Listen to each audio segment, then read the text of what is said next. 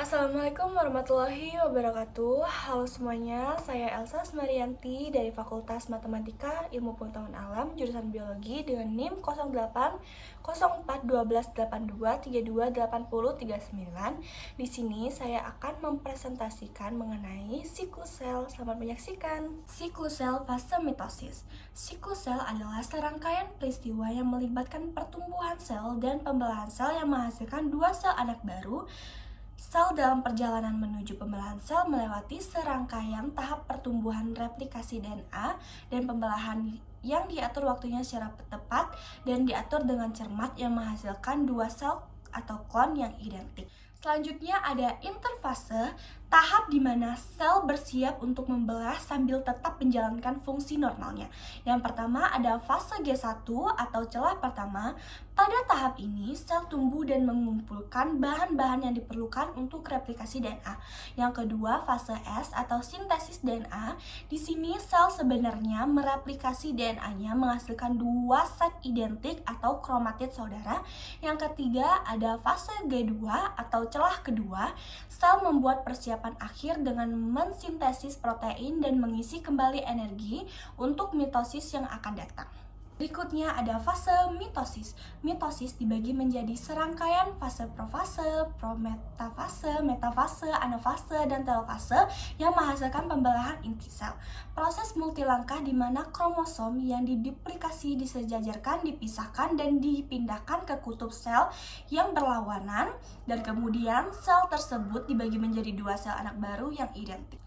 Profase fase mitosis. Selama profase fase pertama, berapa peristiwa harus terjadi untuk memberikan akses ke kromosom di dalam nukleus. Selubung inti mulai pecah menjadi vetikel-vetikel kecil dan aparatus Golgi serta retikulum endoplasma terfragmentasi dan menyebar ke pinggiran sel. DNA beruntai ganda membungkus protein histon untuk membentuk nukleosom yang tampak seperti manik-manik pada tali.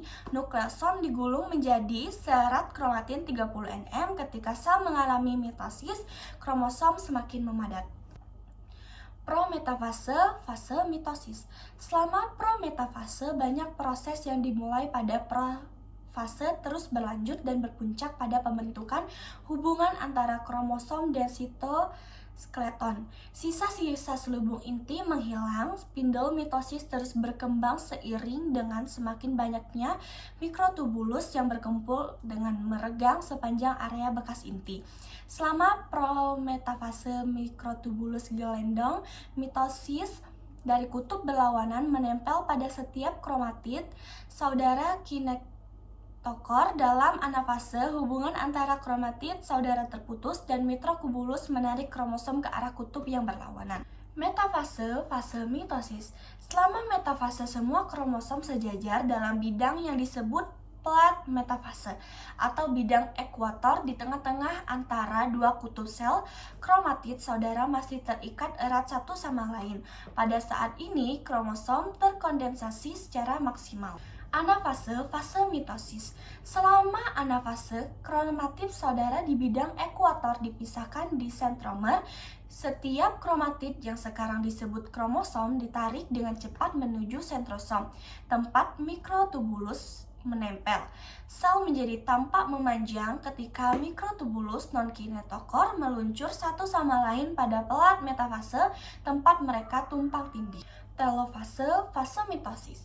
Selama telofase, semua peristiwa yang mengatur duplikasi kromosom untuk mitosis selama 3 fase pertama dibalik, kromosom mencapai kutub yang berlawanan dan mulai terurai. Spindel mitosis dipecah menjadi monomer yang akan digunakan untuk merakit komponen sitoskeleton untuk setiap sel anak. Selubung inti terbentuk di sekitar kromosom.